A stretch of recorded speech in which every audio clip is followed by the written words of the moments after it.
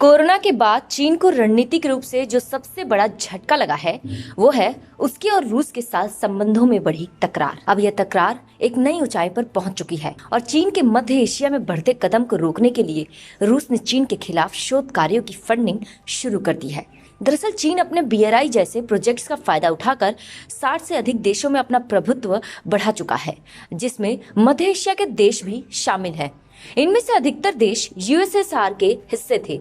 ऐसे में रूस उन्हें अपना मानता है और अपना प्रभुत्व कायम करने की मंशा रखता है। अब तक रूस ने चीन के बढ़ते कदम को इसलिए नहीं रोका था क्योंकि वो अभी उतना ताकतवर नहीं है कि अकेले पश्चिमी देशों के खिलाफ खड़ा हो सके, और इसके साथ ही उसे ये विश्वास था कि चीन को रोकने के लिए पश्चिमी देश उसकी मदद लेंगे। ऐसे में उसका काम निकलता रहेगा। मॉस्को अब चिंतित हो गया है कि चीन अब मध्य एशियाई और कॉकसस क्षेत्र में सांस्कृतिक मानचित्र को बदलने के लिए सॉफ्ट पावर का इस्तेमाल कर रहा है और जल्द ही साइबेरिया और पूर्वी क्षेत्र में भी ऐसी सॉफ्ट पावर की रणनीतियों से वो प्रभाव जमा लेगा। इसके परिणाम स्वरूप अब मॉस्को में चीन के खिलाफ आवाज उठने लगी है और कहा जाने लगा है कि सोवियत संघ के टूटने के बाद चीन द्वारा उठाए गए कदम रूस के लिए खतरा बन रहे हैं।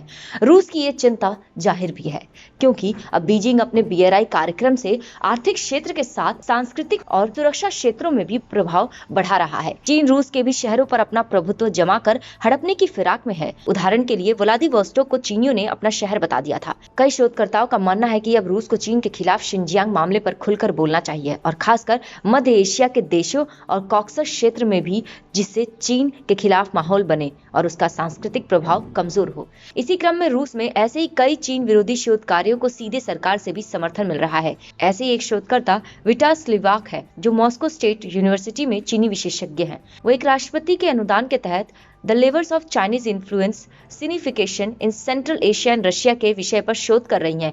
उनके शोध कार्य रूसी नीति निर्धारकों के पास जाते हैं, लेकिन 1-2 इंटरव्यू में ही उन्होंने अपने विचार रखे हैं। उन्होंने बताया कि सिनिसाइजेशन के माध्यम से चीन अन्य देशों में व्यापार के विस्तार या सुरक्षा मामलों में सहयोग जैसी गतिविधियों से कहीं आगे प्रभाव जमा रहा है और यह चीन के केंद्रित संस्कृति को बढ़ावा देने का प्रयास करता है।